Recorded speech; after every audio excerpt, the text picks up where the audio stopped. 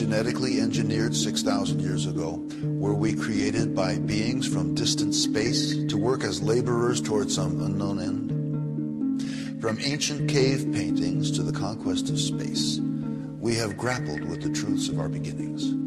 But what if the question of our origin falls outside the realm of social acceptability? What would happen to our culture if we were to discover that we, as a race, are no more than the result of a genetic experiment conducted by a superior life form?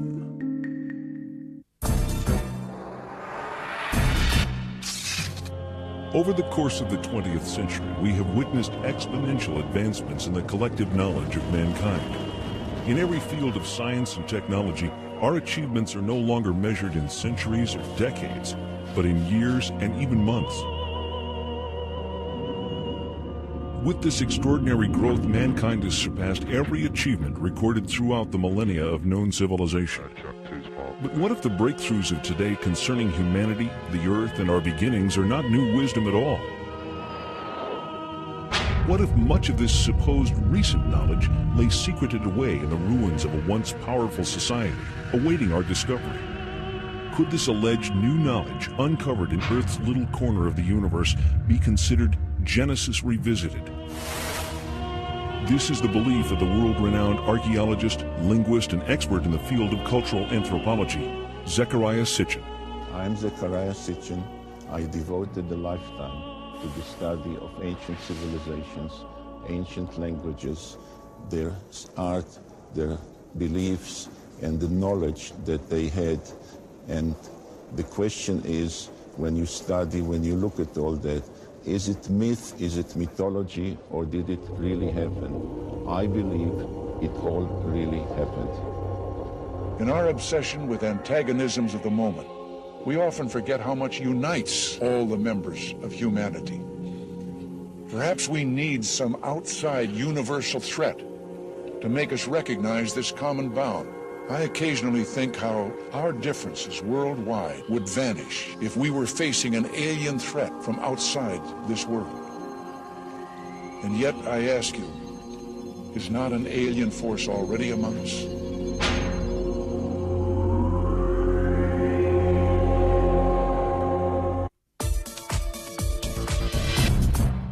Space is the inescapable challenge to all the advanced nations of the Earth.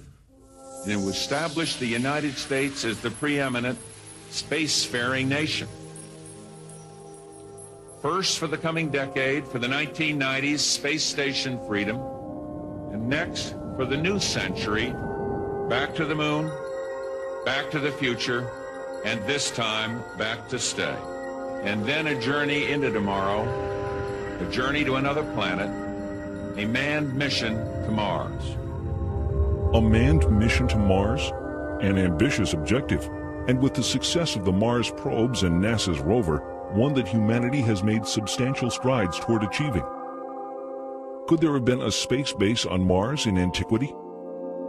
If we had physical, tangible evidence of artifacts on Mars, we are not only not alone in the universe, but someone has been on the next planet over. That in itself will forever change our frame of reference. Mankind came out of the Dark Ages and the Middle Ages, reached the Age of Enlightenment, experienced the Industrial Revolution, and entered the era of advanced technology, the era of genetic engineering, and the era of spaceflight. Big shadow. 4 forward, drift into the right a little. 30 seconds forward. We copy it down, Eagle. The Eagle has landed. Astronauts who land like eagles. Zecharia Sitchin's research reveals that in our ancient past there were advanced beings referred to as the Anunnaki, translated, those who from heaven to earth came. The idea that there was in our solar system a race of intelligent beings far older than us who are now gone would certainly force us to rethink lots of questions, including the question of human origins. Where did we come from? Could we be the products of genetic engineering? The hypothesis that modern science is only now catching up with ancient knowledge is inspiring scientists and researchers to increase efforts to rediscover that which may have been lost over time.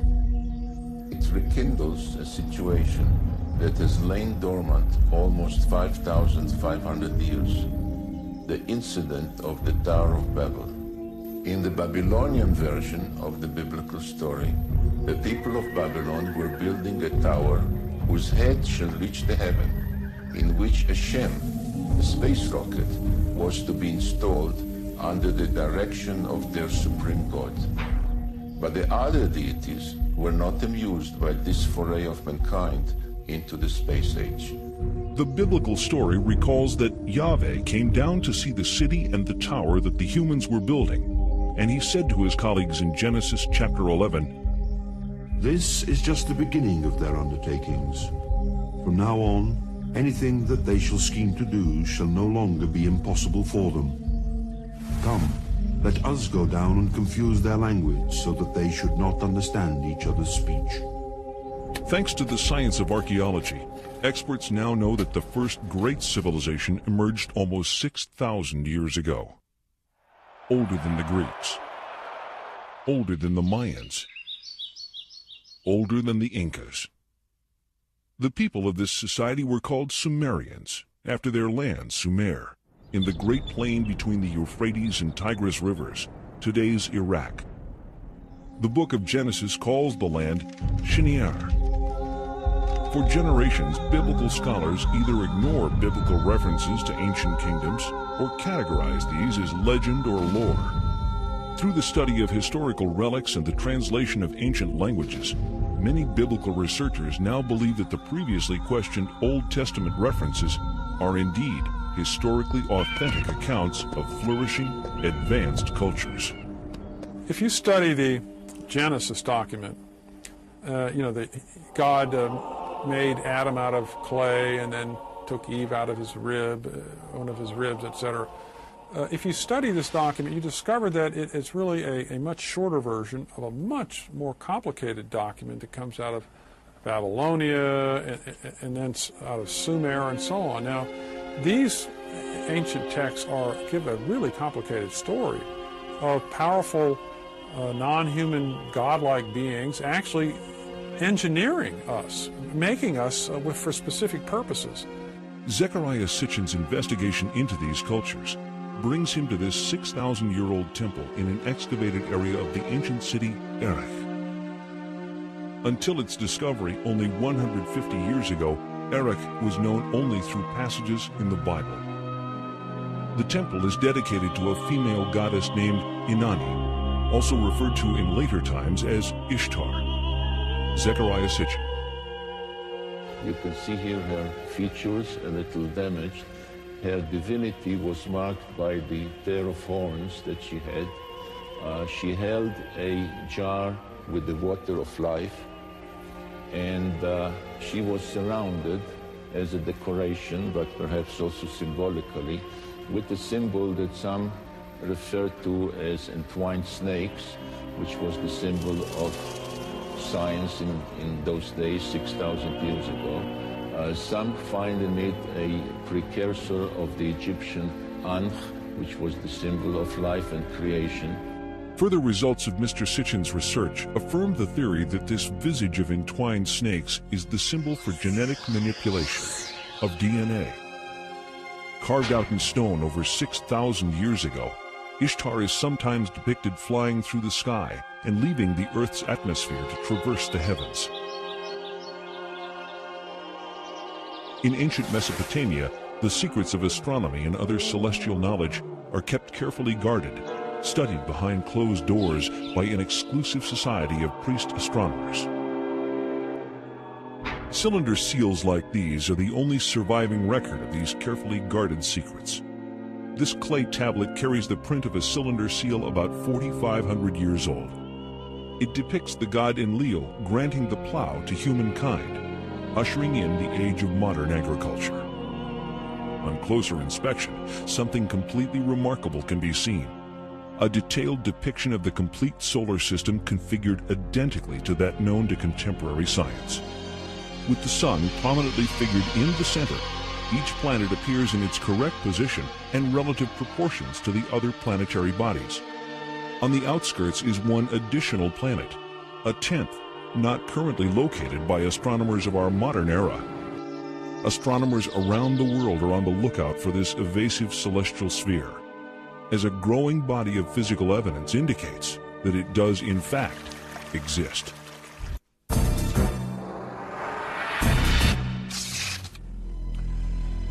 History records the discovery of the planet Pluto as February 18, 1930, by astronomer Clyde Tombaugh.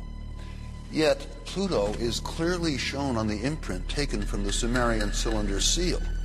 There is also one additional planet, the one that scientists refer to as the mysterious planet X, the yet undiscovered most distant member of our solar system. According to modern science, prior to the invention of the telescope in the 1600s, humanity had no knowledge of outlying planets beyond Jupiter, as these bodies cannot be viewed with the naked eye.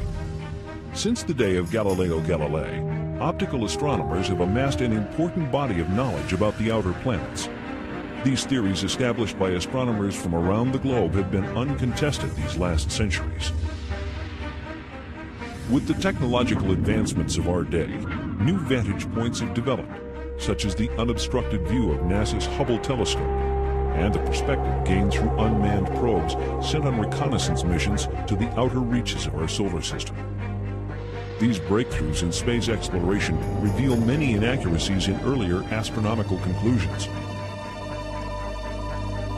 On August 19, 1977, the American space probe Voyager 2 leaves Cape Canaveral on a several-year journey to the vicinity of this solar system's most distant planets. The Voyager's discoveries challenge many of astronomy's recent conclusions, while fully corroborating ancient knowledge. For the first time, we see images of Uranus. Astonishingly, it is exactly as the Sumerians report in their 6,000-year-old description. Though they have no telescopes that we know of, the Sumerians characterize Uranus as Mash-Sik, translated bright greenish. They also explain the unique planetary tilt of Uranus. According to the Sumerians, our solar system was invaded by a planetary body that caused collisions and disrupted the existing order. NASA scientists concur that a collision with a body the size of Earth, traveling at 40,000 miles per hour, could have caused both the orbital skew of Uranus and the devastation apparent from the planet's surface scarring. Its neighbor Neptune was described as a blue-green planet by the Sumerians millennia ago, but science has only confirmed this fact during the past few decades. The Sumerians named and listed all of the planets in our solar system. Their documented list of these planets is tangible evidence that in at least one respect, modern man is on a path of rediscovery.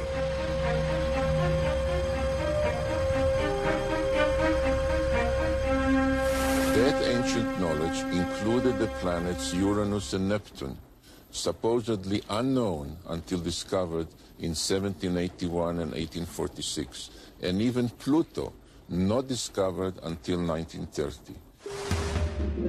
Neptune, Nudimmud, the artful creator. Uranus, Anu, he of the heavens. Saturn, Anshar, foremost of the heavens.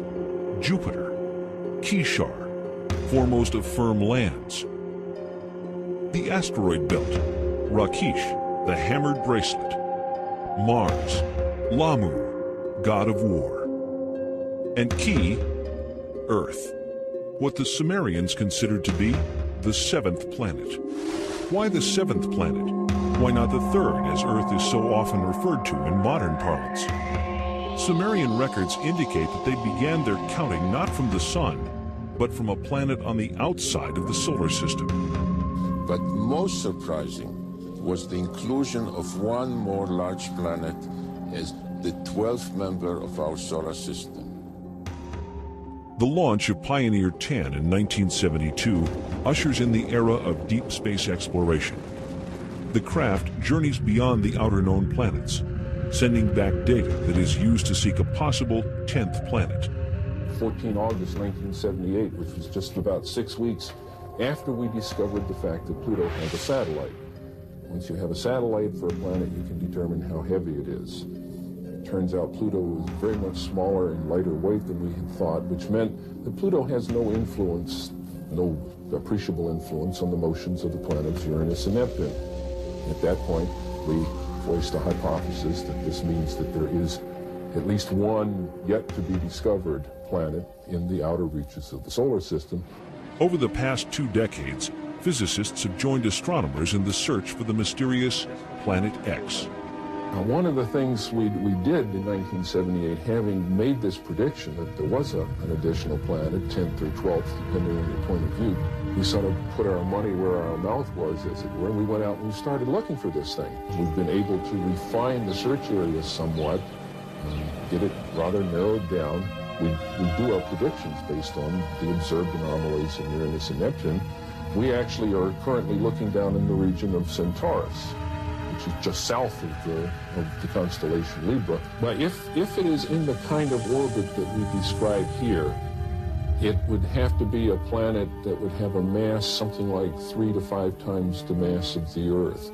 This would put it intermediate between the gaseous planets like Uranus and Neptune and the terrestrial planets that we have in the inner part of the solar system.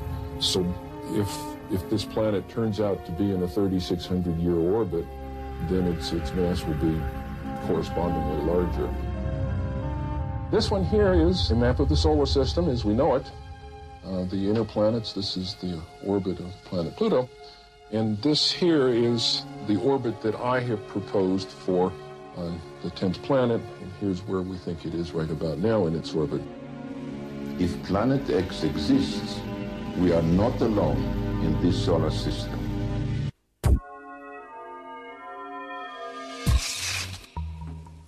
Earth, the 7th planet. The sacred number 7, 7 days in the week, 7 days of Genesis, 7 tablets of creation. A case can be made for historical coincidence, but to Zecharia Sitchin, this kind of numeric repetition points to more than just legend. Whichever way you look at it, the facts about this 10th planet are nothing less than astonishing. The story of this planet, as told by the Sumerians on their 7 tablets of creation, begins 4 billion years ago, when our solar system was much younger and our own planet Earth did not yet exist. The surviving historical records of the Sumerians reveal the story of an intruder planet, Nibiru, which appeared out of deep space, drawn into the center of our solar system by the planetary pull of Neptune, Uranus, Saturn, and Jupiter.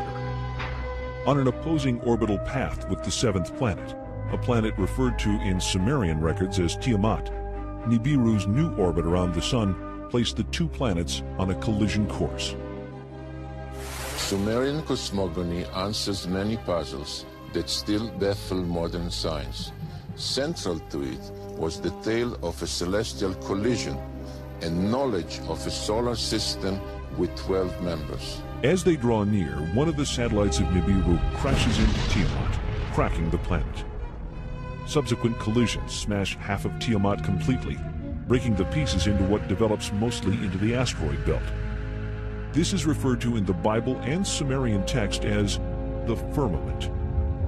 The other half of Tiamat becomes Earth. The Earth is thrust into a new orbital position, carrying with it Tiamat's main satellite, our moon. Nibiru, the intruder, is cast into a permanent clockwise silver orbit, returning to Earth's neighborhood once each 3,600 years, forever becoming the 12th member of our solar system. This tale of creation echoed through all the ancient cultures, becoming part of the scientific knowledge that we find in the Old Testament, in the creation story of Genesis. In the aftermath of the collision, the biblical creator Elohim proclaims, "Let the waters under the heaven be gathered together into one place, and let the dry land appear." And it was so. And Elohim called the dry land earth, and the gathering together of the waters he called seas. If Earth is the orbital remains of a planetary collision, Scientists believe that the most obvious place to look for planetary scarring is 7 miles below the surface of the Pacific Ocean. When in the heights heavens had not been named, and below earth had not been called, naught but primordial Apsu, their begetter, Mamu, and Tiamat, she who bore them all. Their waters were mingled together. 2 planets mingled together. The biblical passage of Genesis reads, In the beginning God created the heaven and the earth. And the earth was without form and void, and darkness was upon the face of the deep. And the Spirit of God moved upon the face of the waters. And God said, Let there be light. And there was light. If we apply the knowledge of the Mesopotamian text to the biblical text, the correct reading of the book of Genesis emerges, especially in relation to waters. And Elohim said, Let there be a firmament in the midst of the waters, and let it divide the waters from the waters. And Elohim made the firmament, dividing the waters which are under the firmament from the waters which are above the firmament. And Elohim called the firmament heaven. Upper waters? Lower waters? What does the Bible mean by this? The Sumerians describe Uranus and Neptune as watery planets. What are the conclusions of modern science? In 1979, 1980, and 1981, Pioneer and Voyager visit Jupiter and Saturn with their many moons. During these missions, water is discovered virtually everywhere, as ice on the surface and as water below the surface. The Sumerians' ancient claim of water on Jupiter's moons Io and Europa is proven. The Sumerian records indicate water on Enceladus and Tethys, 2 of the moons of Saturn, and in that planet's spectacular rings. The findings of NASA confirm these ancient Sumerian assertions, giving further credence and clarity to the biblical quote, waters above the firmament. Halley's Comet travels through space, itself a spectacular confirmation of the biblical claim, waters above the firmament. Nearly 4 billion years old, with a core half the size of Manhattan Island, this mystic traveler throws off water at the rate of 30 to 70 tons a second, with enough mass to continue its purge for thousands of years. Was ancient man aware of this spectral vision? The unusual celestial object, reported in Babylonian texts to have been seen in the year 164 BC, is believed to have been Halley's Comet. Significantly, it was considered the scepter star of Israel. In the Bible, the book of Numbers records, I see it, though not now. I behold it, though it is not near. A star of Jacob did course. The scepter of Israel did arise. Halley's Comet and its lights are truly the messengers of Genesis. When the 19th century astronomer Schiaparelli announced that he had seen canals on Mars, he was ridiculed. So too was the respected American astronomer Lowell in 1916. When NASA's unmanned spacecraft visits Mars in the 70s and again in the 90s, ample evidence of water in that planet's past is revealed. Images from expeditions to Venus and Mars exhibit visual evidence of dry sea, lake, and riverbeds characteristic of the biblical reference, waters above the firmament. Even Mercury, so close to the Sun, seems to have had a watery past, yet maintaining ice at its polar caps. The NASA report reads, quote, "We are forced to no other conclusion but that we are seeing the effects of water on Mars," unquote. And, quote, "Mars once had enough water to form a layer several meters deep over the whole surface of the planet," unquote. What we previously believed to be a dry and barren planet unexpectedly emerges as a planet where water once existed in abundance.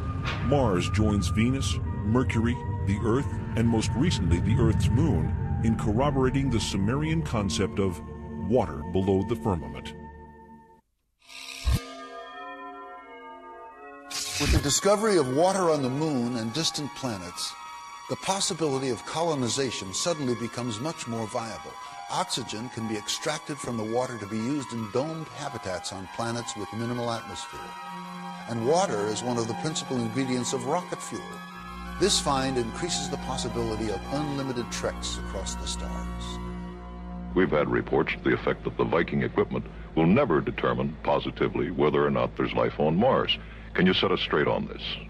Well, my own view is it's much too soon to decide whether we will have a definitive answer.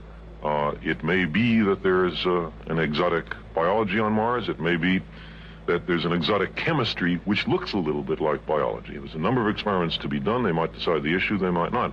But either way, Viking has been a biological success because the chemical explanation means that there is a kind of chemistry on the Martian surface which simulates some of the steps of chemistry in biology. We would learn something important about the origin of life. In October 1988, the Soviet Union sends two unmanned spacecraft, Phobos 1 and 2, named for one of the Martian moons, to study the red planet. Phobos 1 is lost while on its way to Mars, but Phobos 2 arrives to orbit Mars and immediately sends images back to Earth. On March 1, 1989, pictures of this unusual grid are received. The grid, here in the upper right, is shot both in the optical range and in the infrared range. Later, they are merged into this composite overlay. On March 26th, Phobos 2 sends these images to Earth, taken just south of the equator. An unexplained elliptical shape appears. This shadow actually appeared all of a sudden. Why am I calling it a shadow? Because you can see things through it. This elliptical shadow, then, is it in Mars' atmosphere or on the planet's surface? One thing is for sure. This something is not positioned horizontally. Well, to me it looks like a rocket taking off from the surface of Mars and leaving a trail behind. Well, if you'd want to fantasize, it could be interpreted that way too. Now we think we ought to look at the real circumstances that have caused that trail, even though they haven't yet been fully clarified. That's more likely to be the shadow of some object, since surface elements can be seen through it. How long will it take to process all of the information to get more or less objective scientific results, rather than fantastic ones? Come back in a week. 1 week later, no details are given. Then, unexpectedly, this report. Last year, the Soviets launched 2 spacecraft to the planet, both named after the Martian moon, Phobos. Their mission was to photograph Mars and land probes on its moon. One was accidentally switched off by a mission operator. But the second reached Mars and transmitted pictures that are still puzzling Soviet scientists. As it swung over the equator, it took pictures from a height of 6,000 kilometers. This is an infrared photograph. It shows differences in temperature. The dark patches are colder. This section covers 600 kilometers. It shows objects down to the size of 2 kilometers. It's the most detailed infrared picture of the planet's surface. We have some very, very thin lines on the surface of Mars in the infrared, which means it's heat. It's not visible, it's heat. You could see it through clouds if you wanted to. These have a resolution, these have a width, I would guess, of 3 or 4 kilometers wide. Now, in answer to the question of what it is, I certainly don't know. The Russians aren't telling us. Scientists are also puzzled by this shadow pictured on the surface of Mars by both optical and heat-seeking cameras. They're convinced it's a shadow because they can see objects on the surface beneath. But a shadow of what? Finally, there's the mystery of the vanishing spacecraft. The Russians have yet to release the last picture transmitted by Phobos before it lost contact with ground control. But the Russians have said that it shows an object coming towards the spacecraft, an object which, in their words, should not have been there. The spacecraft was circling Mars, coming into the same orbit as the moons of Mars. And the last picture, they got halfway through it, and they saw something there which shouldn't be there. Professor Kapitsa makes the joke that it's Martian people. British scientists will be able to judge for themselves when the Soviets bring their pictures to a conference